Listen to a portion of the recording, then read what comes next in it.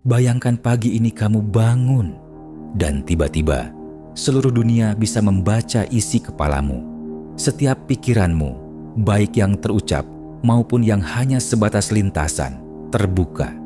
Kebenaran mentah tentang apa yang kamu pikirkan, tentang orang lain, tentang dirimu. Semuanya telanjang tanpa filter. Apa yang kamu rasakan? Malu, takut, panik, atau mungkin akhirnya kamu merasa bebas. Dalam dunia nyata, kita sudah mahir menyembunyikan diri di balik topeng sosial. Kita tersenyum meski marah, kita memuji meski iri, kita diam saat seharusnya bicara. Tapi, dalam dunia di mana pikiran bisa dibaca, tidak ada tempat bersembunyi. Psikologi mengatakan, manusia punya ratusan bahkan ribuan pikiran per hari, dan sebagian besar dari itu datang tanpa sadar. Kita tidak bisa mengontrol apa yang melintas, hanya bisa mengontrol apakah kita menindaklanjutinya atau tidak. Namun ketika semua orang bisa melihat pikiranmu, tak ada lagi ruang antara niat dan tindakan. Bayangkan, kamu berjalan di kantor dan seseorang membaca, "Aku bosan." Dia menyebalkan. Kenapa aku di sini? Orang-orang akan menilai kamu dari pikiranmu, bukan tindakanmu. Mereka tidak akan peduli bahwa kamu tak pernah berniat menyakitinya. Kamu hanya berpikir. Filsuf Stoik seperti Epictetus pernah berkata, bukan hal-hal yang menyakitkan kita, tapi penilaian kita terhadap hal-hal itulah yang menyakitkan. Sekarang, jika orang membaca pikiranmu dan merasa tersinggung, itu bukan karena kamu menyerang mereka, tapi karena mereka menilai pikiranmu sebagai ancaman. Dan sebaliknya, kamu pun akan terpapar kebenaran mentah dari orang lain. Orang yang tersenyum padamu mungkin dalam hatinya jengkel. Orang yang mencintaimu mungkin kadang ragu. Kamu siap menerima itu. Karena dalam dunia ini, transparansi bukan hanya tentang memberi, tapi juga menerima. Filsafat eksistensial mengatakan, kita didefinisikan bukan oleh apa yang kita pikirkan, tapi oleh apa yang kita lakukan. Namun, jika dunia menilai kita dari isi pikiran kita, siapa kita yang sebenarnya? Apakah kamu masih orang baik jika pikiranmu kotor sesekali? Apakah kamu masih tulus jika kamu pernah berharap orang lain gagal? Atau apakah kita semua sebenarnya abu-abu dan hanya berpura-pura menjadi putih?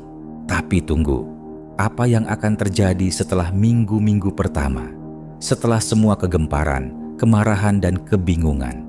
Mungkin dunia akan berubah, mungkin kita akan menjadi lebih jujur, karena tidak ada lagi yang bisa disembunyikan. Kamu akan mulai berkata apa yang kamu pikirkan dengan tulus. Kamu akan belajar menerima pikiran orang lain tanpa cepat tersinggung. Kita akan belajar memaafkan pikiran yang muncul karena luka, trauma, atau ketakutan. Dan saat itulah kita akan benar-benar menjadi manusia.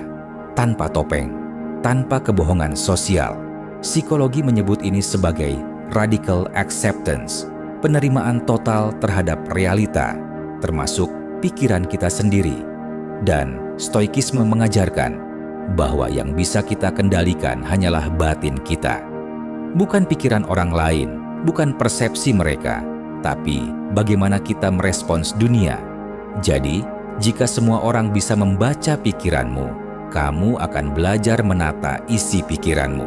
Bukan karena takut dilihat, tapi karena sadar bahwa pikiran adalah sumber dari tindakan. Kini, kembali ke dunia nyata.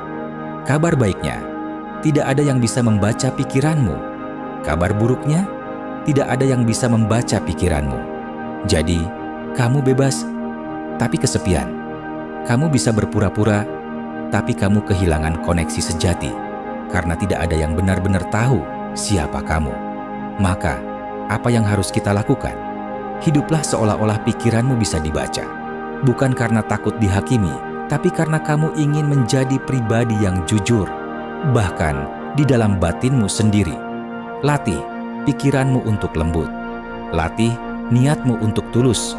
Latih kata-katamu untuk selaras dengan hatimu. Karena pada akhirnya, kejujuran tertinggi bukan pada ucapan, tapi pada keharmonisan antara pikiran, perasaan, dan tindakan. Jadi jika semua orang bisa membaca pikiranmu, apakah kamu masih jadi dirimu yang sekarang? Atau apakah kamu justru akan menjadi dirimu yang paling jujur, paling kuat, dan paling manusia? Jangan takut pada isi pikiranmu. Takutlah jika kamu membiarkannya membentuk hidupmu tanpa kamu sadari. Hiduplah dengan penuh kesadaran, bukan karena dunia bisa melihatmu, tapi karena kamu bisa melihat dirimu sendiri dengan jujur.